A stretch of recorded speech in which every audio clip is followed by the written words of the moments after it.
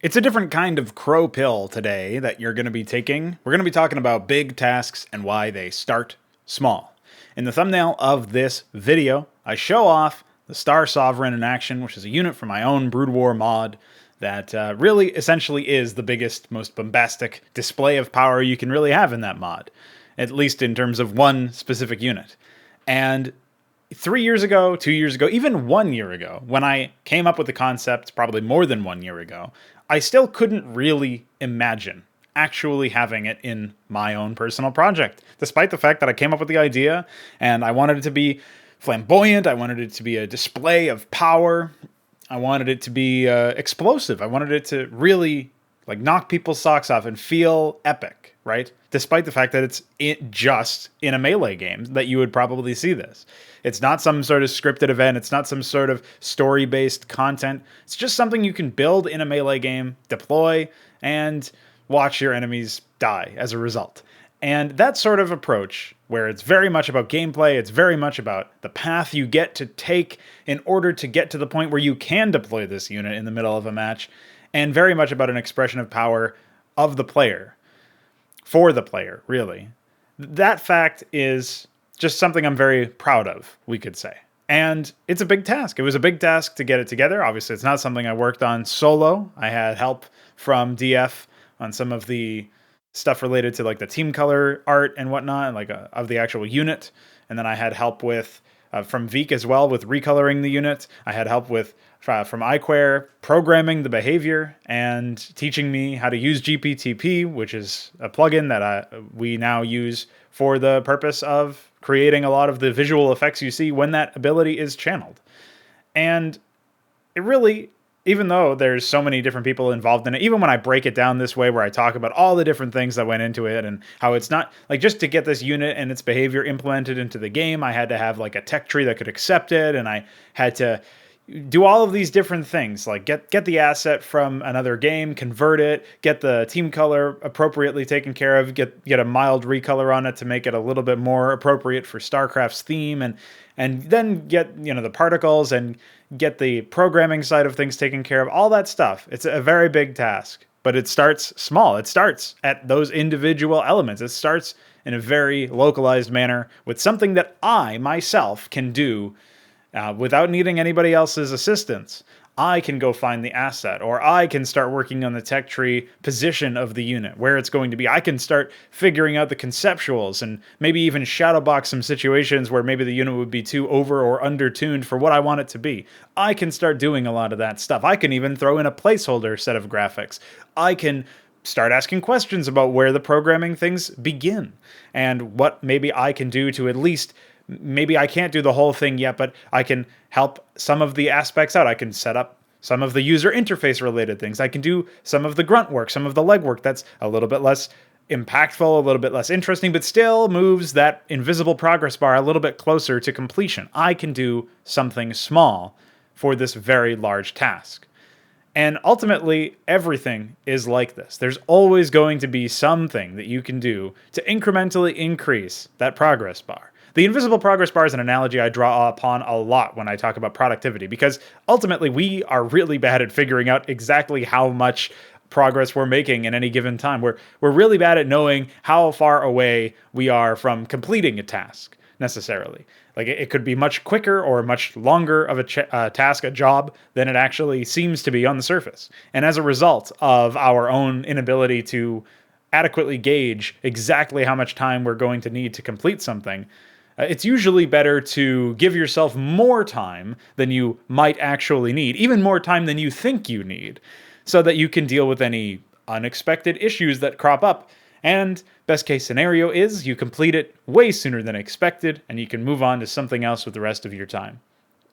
But ultimately, it all comes down to breaking things down into smaller pieces. And the way that you get better at figuring out how much time something is going to take is by really analyzing the pipeline, the workflow you use, and also figuring out exactly what tasks, what subtasks, what tinier little jobs that contribute to it need to be taken care of. Because as I just broke down the process of adding a new unit, the same thing is true for pretty much anything. I mean, just getting that new unit, there's more to it than what I already said, right? That still has not yet been done. There's getting a new portrait for it. There's recording, writing, the voice acting, the unit responses. There's handling the audio files for its attacks and finding projectiles for its attacks. There's handling the audio visuals for the actual ability itself, which most of which has been done already, but we still need to do a little bit of audio work to completely, foolproof it, we'll say, to make it safe and to make it complete. And there's, that goes for literally every unit in the game. We've got to figure out not just the unit's graphic itself, but we also have to write and record the unit responses. We've got to edit that audio and get it into the game. We've got to get its death sound. We've got to usually create a corpse for it. We've got to, do all of this stuff audio-visually.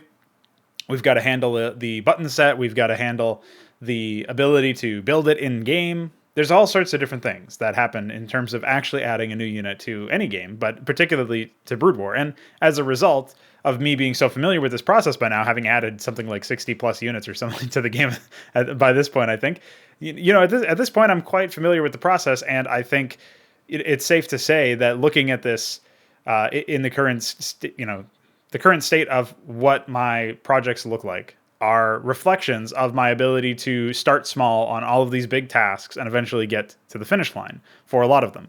And maybe technically the finish line hasn't even really been gotten to yet for a lot of these things. I mean, think about the fact that a lot of these units are still using placeholder graphics. Think about the fact that a lot of these units, don't have custom portraits, or to the extent that they have custom audio, it's not necessarily complete, or some of it might be placeholder audio. Like maybe I won't be the voice actor for every single unit in the game by the end of the day, like when it's actually fully implemented, right? Maybe I will be one voice actor among many, and right now we've got placeholder unit responses from yours truly until we get to the point where some of that stuff is. But having something is better than having nothing. You may have often heard discussed amongst the most productive individuals you know, there's this concept, or this, maybe it's an analogy or something, but it's the perfect is the enemy of the good. It's kind of like a proverb. And what that means is you will never finish something and have it be serviceable, have it be above average, have it be somewhere close to perfection, somewhere close to high quality at the very least. You'll never have anything like that if you're chasing perfection, if you're trying to make it something that's completely, has no flaws at all. Especially in a series of events where you're trying to do a mod, or you're trying to update some sort of existing IP, there's always going to be flaws baked into the process. And there's flaws baked into your individual process because we are all flawed individuals. But even setting that aside, there's going to be flaws based around the engine you're using. There's going to be flaws based around, whatever pre-existing notions you're working within as a result of modding or changing that existing information. Even if you make your own game, if you're working within your own genre, there's probably going to be some things that, if you really thought about it from a complete outsider's perspective, you might come to a different conclusion that might improve things.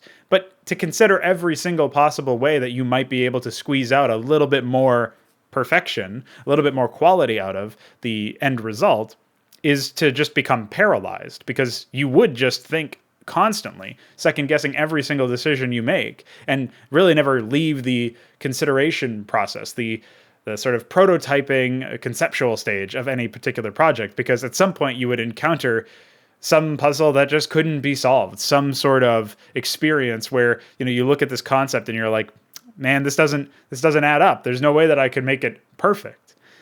And sometimes it's more important to just see what concessions you need to make and make them, and then continue onward and see where that leads you. Because completing something, however flawed that something is, teaches you a lot more about project development and forces you to grow and stretch your, like essentially it becomes a situation where you are learning more skills, you're practicing more skills, flexing more muscles that you don't normally have to do when you finish something. If you start a bunch of things and never finish things, there's going to be steps in the process that you have never done, that you've never considered.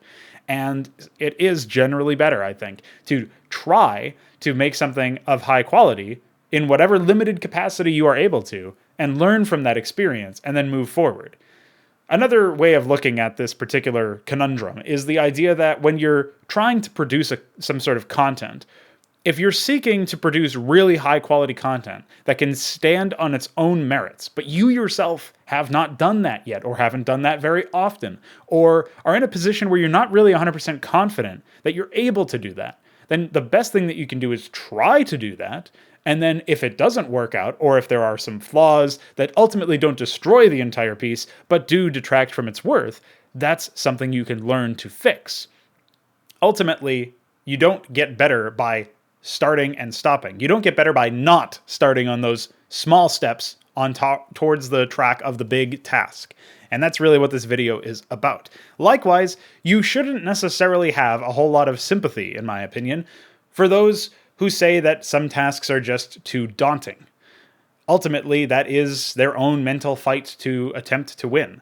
And if they can't win it because they don't have the motivation to do so, I mean, you can lead a horse to water, but you can't make it drink. That's kind of the scenario that I feel we're at here. Because there's been a lot of videos and a lot of the same sort of people I see crop up in the comment section of those videos that are about this sort of motivational process and trying to impart some sort of wisdom that some creator down the line in whatever genre they may create in, whatever medium they may create in, has tried to impart this wisdom to people that says, just start doing something and figure out the rest as time goes on. You can't, do everything in a planned phase. You can't pre-plan for every single possible, result, because then again, you're paralyzed or you still miss something and then you're demotivated. There's no way for you to be able to account for every possibility. Just get started and figure stuff out as you go along. And a lot of the same kind of people will say, wow, I'm going to start now. This was so motivational. But much like, starting to work out in January as part of your New Year's resolution usually doesn't end very well. And those people will flock back to the next motivational YouTube video they find that once again provides them with enough impetus to start doing something, but once again they fail to complete it. So ultimately, I mean, maybe they've got some mental block that there will never be a cure for, but I don't believe that that's the case. I believe that ultimately anybody can create content. Anybody can decide that they're going to put forth their ideas. Now, whether or not that content will be good is another story entirely, but if you don't at least try, then you're stopping any possibility that it will be good because it won't exist. And if you stop yourself from completing anything because it's not perfect, that's something that needs to be addressed on a personal level, not something that any YouTube video that you watch is going to necessarily fix. I do hope that this has at least been motivational enough to incite you to action, and hopefully you yourself can produce whatever quality content you're looking for, given enough years of dedication. But that's what it comes down to, is actually starting on those small tasks along the journey to completing the big ones. Thank you for joining me for today's Crowpill, and I'll catch you on the next one.